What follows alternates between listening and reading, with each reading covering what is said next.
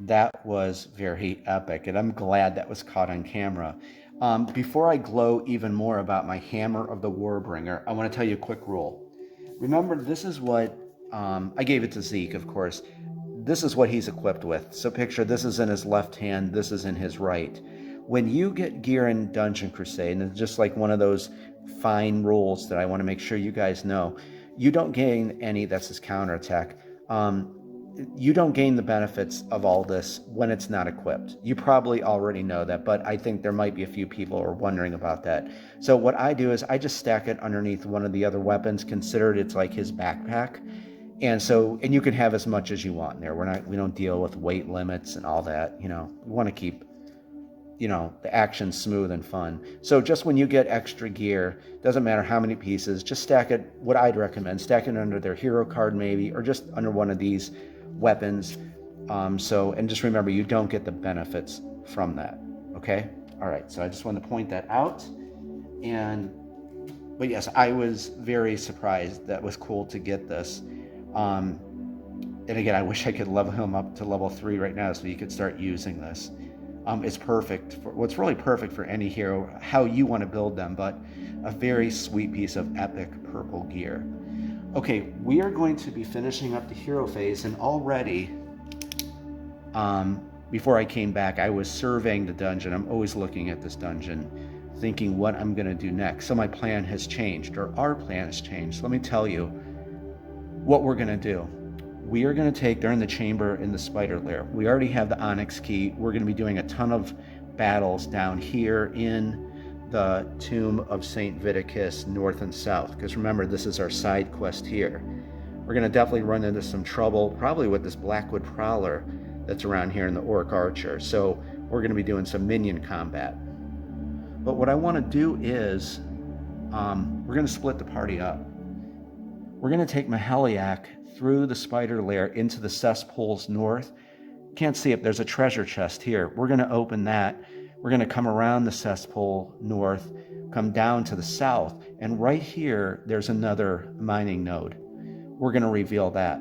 And then we're going to come through the cesspool south. We'll meet up with Zeke in the ruins of Daggerith, because remember, there's a mining site here. Albus is on his way to reveal it.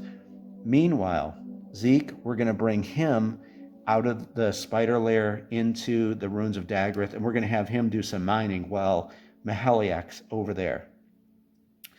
Believe me, when you play this game, your strategy and your planning is going to probably change like this. And I love this about this game. There's just always something going on. And just real quick, picture that if you're playing with maybe 4 or 5 heroes. What I just said, maybe you're going to do something other with your other heroes. I love multitasking in these kind of games, whether it's a board game or, a PC RPG. I love this. So that's going to be our plan for right now. Let me get initiative token 5, and we're going to wrap up the hero phase right now. So Maheliak, of course, has that, but I just wanted to lay that out and just kind of give you some maybe strategy tips or some planning ideas from when you're playing Dungeon Crusade. So initiative token 5, we're going to generate some movement with Maheliak, and remember, we're going to send him into the cesspool north to pop open that treasure chest. So base movement of 2, roll of a d6, 2.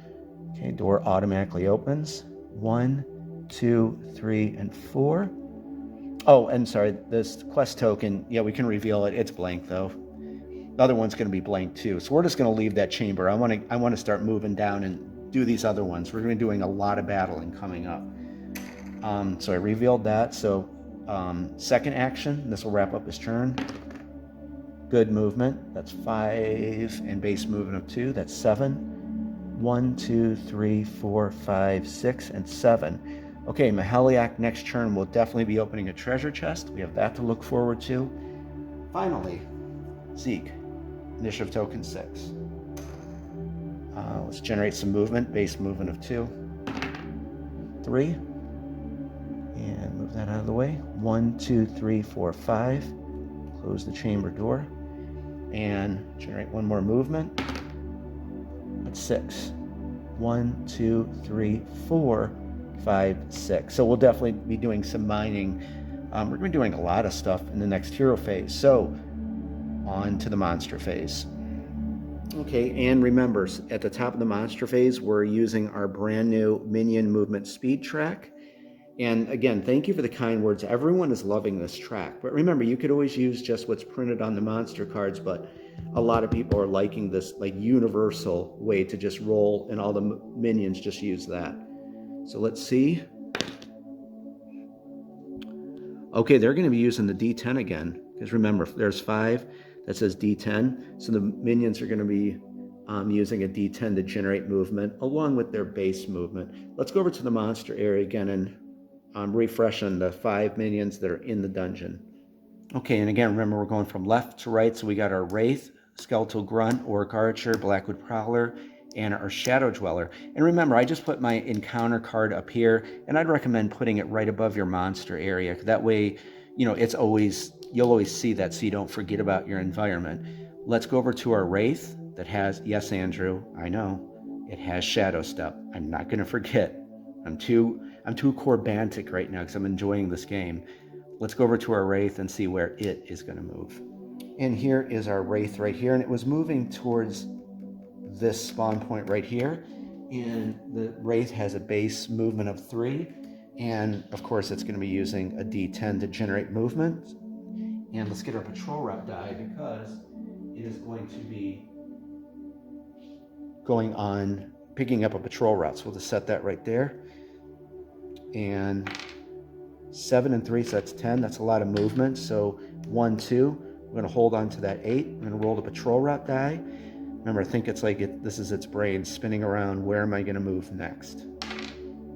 Okay, it's going to go on blue, which is right here. So it has, what, 8 remaining? 1, 2, 3, 4, 5, 6, 7, 8. So it is also going to this patrol route right here, or the spawn point, along with our Skeletal Grunt, who is up next. So you know what we're going to do? We're just going to roll right into the Skeletal Grunt's turn. And it was moving up to pick up a new patrol route. It has a base movement of, oh wait, Andrew, I almost did forget.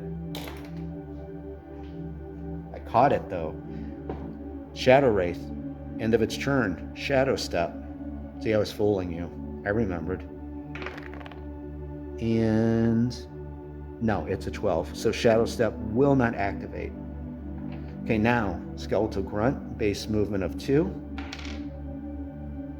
Kind of high movement, 5 and 2, that's 7. So 1, 2, we're going to hold on to that 5. Pick up another patrol route for our Skeletal Grunt. It's going to go green now, and that green is right here. So 1, 2, 3, 4, 5. And so it is heading on the green patrol route going into Ogre Lair West. Okay, let's go to our next minion. Okay, next up is our Orc Archer here, and it does have a base movement of 3. But what I wanted to show you is, you know, here's our Orc Archer. It's going to pick up a patrol route. Zeke is right here, so they might run into each other. So we'll have to keep an eye on that. So base movement of 3, D10, 6 and 3, that's a 9. So let's see, this is going to be interesting. Our Orc Archer is on the spawn point. And what is that? 6 and 3. So he has 8 left. Pick up a patrol route. Orange. And it's going to go 1, 2, 3, 4, 5, 6, 7. It is in the Cesspool South area, right in the midst of our heroes. Look at that. And it has 1 movement remaining. Roll the patrol route die. It is going to go blue, which is right there. Right? Yep, right here. Here's what's interesting. Let's move this up here. There's definitely going to be something going on next turn. Here, of course, it's on the blue patrol route. Well, if we look, the blue patrol route goes like this. Maheliak is heading that way. So we're definitely going to get in some fun in the next turn with this Orc Archer. So we have that to look forward to. Let's move on to our Blackwood Prowler. Okay, guys, Blackwood Prowler is right here. and it's on the blue patrol route. It's going for this skull piled node to pick up a new one. And remember, we have Zeke right here. The Blackwood Prowler has a base movement of 5. Show you his card again if you like. And this is an elite, so it does have that Blood Moon amulet that could activate. So let's see what it generates for movements. I'm going to roll it here so you can see it. 3 and 5, so that's 8. So we're going to go 1, 2, 3, 4, 5, 6. We're going to hold on to that 2 movement for it. It's going to pick up, it's kind of thinking where to go next, this spinning around, and blue. Okay, so it's just going to kind of shuffle back down this way, which is all good with me. 1, 2. We'll aim it that way. Lastly, we have our Shadow Dweller up in the Halls of the Dead. Let's head up to Halls of the Dead. Okay, here's our Shadow Dweller. There's its monster card, so you can see. So what is that? A base movement of 4, and it's heading to this spawn point right there. So let's generate its movement with the D10. 3 and 4, that's 7. So 1, 2, 3. We're going to hold on to that 4 movement. Patrol route die. It's going to pick up a new patrol route, and it is going. It was blue. Hope I didn't hit. Yeah, it was blue. So let's see. It's going to shuffle this way. 1, 2, 3, 4, and I'm going to point him that way as a reminder.